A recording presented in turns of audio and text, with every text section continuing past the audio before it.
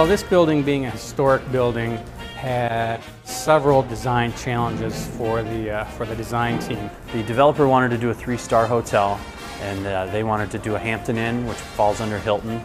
And so we were challenged with maximizing the number of hotel rooms.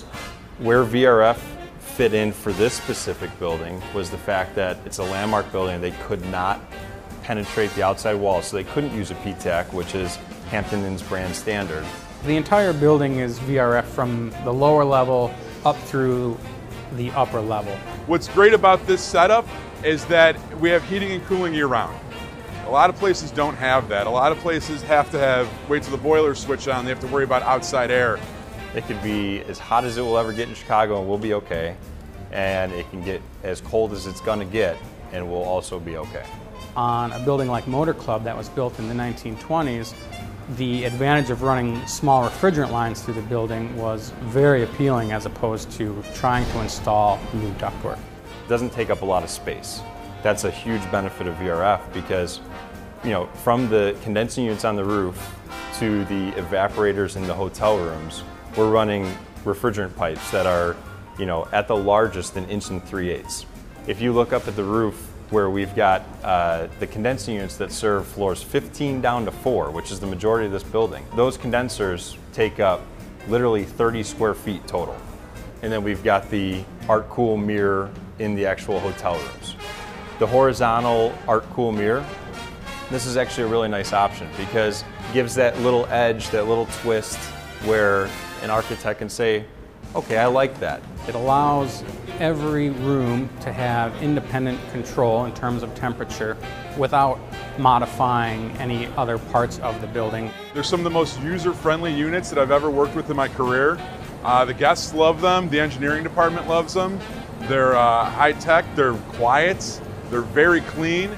Typically, a hotel's biggest concern is noise with an HVAC system. A lot of the complaints are generated from noise.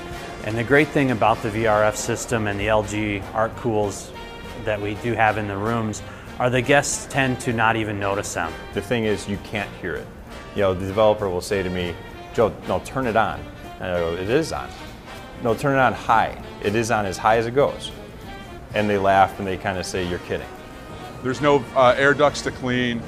Very few filters, just the one filter in the room. We're not worried about bringing in outside air. The filters pretty much pop in and out. It's very simple. You don't need a whole set of tools and an HVAC technician to get into the unit.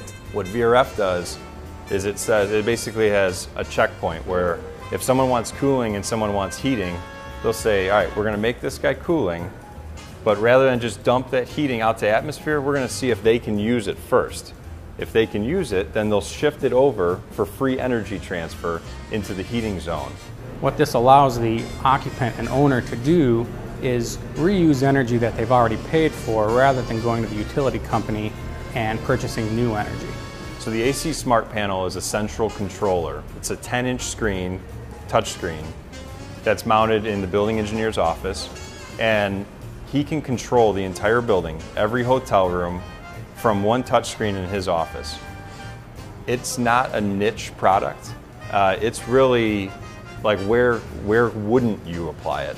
High rise to low rise. The system's very flexible and can be applied to any type of building. We are doing things in an efficient and environmentally friendly manner.